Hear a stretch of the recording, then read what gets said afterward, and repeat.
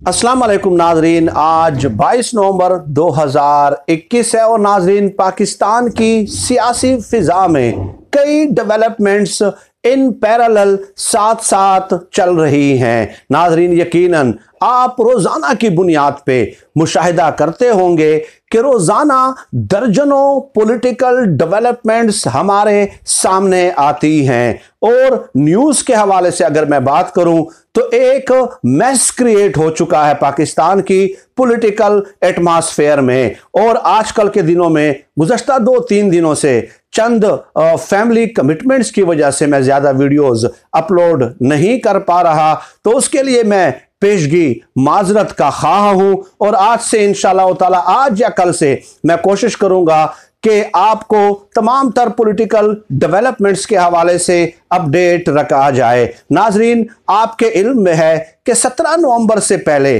17 नवंबर से 2 महीने पहले एक ऐसी फिजा हमवार करने की कोशिश की गई कि जैसे 20 नवंबर को इमरान खान साहब या तहरीक इंसाफ की हुकूमत का इक्तदार का सूरज जो है वो गरूब होने वाला है और 2 महीनों से चारों अतराफ से इमरान खान साहब पे हमला आवर होने की कोशिश की गई और बज़ाहिर यही लग रहा था कि शायद हुकूमत जो है वो बैकफुट पे है। लेकिन हमने देखा कि 17 नवंबर को वज़ीर-ए-आज़म पाकिस्तान इमरान खान साहब ने पार्लियामेंट का मुश्तरका इजलास तलब किया और बहुत बड़ा रिस्क लिया, क्योंकि अगर इमरान खान साहब को पार्लियामेंट के मुश्तरका इजलास में शिकस्त हो जाती तो अखलाकी तौर पे उनका इख्तिदार में रहना जो है वो मुमकिन नहीं था। लेकिन 17 नवंबर को एक तहरीक इंसाफ ने, बल्कि मुझे ये कहने दीजिए कि एक इमरान खान साहब ने जो है वो तमाम की तमाम अपोजिशन जमातों को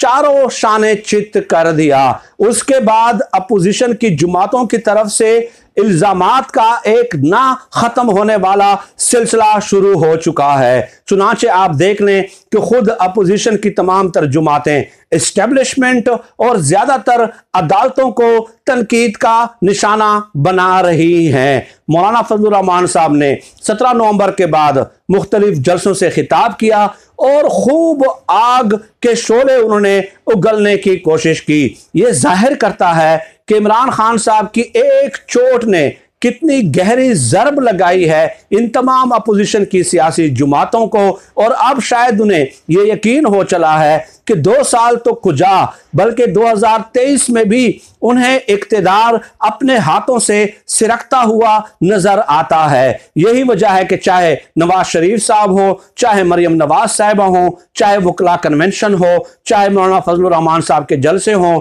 चाहे उनके यूट्यूबर्स हों, चाहे उनके ट्विटर अकाउंट्स के सोशल मीडिया एक्टिविस्ट्स हों, हर तरफ से अब एस्टेब्लिशमेंट और अदलिया के गठजोड़ के हवाले से बातें की जा रही हैं। कल भी नवाज शरीफ साहब ने जो एक खिताब किया उसमें यही नुक्ता, उनका मरकजी नुक्ता यही था कि अदालतें इंसाफ नहीं देती और हमारे साथ जो है ना सजाएं देने में नाइंसाफी की गई है। इस तरह और एस्टेब्लिशमेंट का जो है ना अदलिया के ऊपर दबाव रहा है। तो अब नाज़रीन सवाल ये पैदा होता है कि क्या अदालतें पाकिस्तानी अवाम को वाकईतन इंसाफ देती हैं या नहीं देती। ये एक अलग मौजू है और उस हवाले से मेरा इरादा है कि मैं एक अलग वीडियो इंशाअल्लाह ताला अपलोड करूंगा। डेफिनेटली बहुत सारे सवालिया निशान हैं। अगर आप अवाम में जाके सर्वे करें तो डेफिनेटली 90 to 95% लोग आपको ये कहते हुए नजर आएंगे कि हमारे जो केसेस हैं 10-10, 15-15, 20-20 सालों से ज़ेरे इल्तिवा हैं और हमारी कमर टूट गई है, हमारी कमर झुक गई है,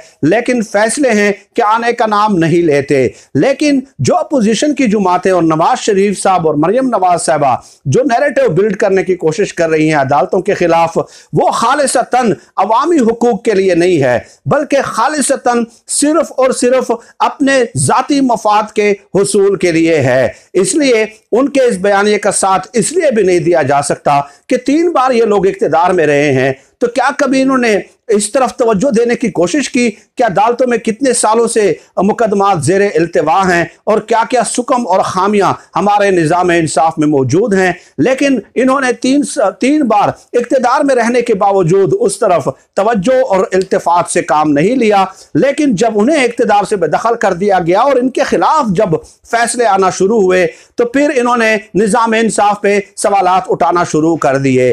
अब भी जो ये इल्ज़ामात लगा रहे हैं उनका खालिसतन मकसद सिर्फ और सिर्फ ये एक है कि अगर आप हमें रिलीफ दे दें, हमें फ्री हैंड दे दें, हमारे मुकदमात ख़त्म कर दें, हमारी सज़ाएं मनसूख कर दें, तो उसके बाद आप देख लीजिएगा कि यही अदालतें होंगी और ये लोग तारीफ करते हुए नजर आएंगे। चुनांचे ये जो थंबनेल पे आप देख रहे हैं कि अदालती निज़ाम में इस्लाहात के हवाले से 1 घंटे में जो है ना इस्लाहात हो सकती है अदालती निज़ाम में। वो कैसे हो सकती हैं?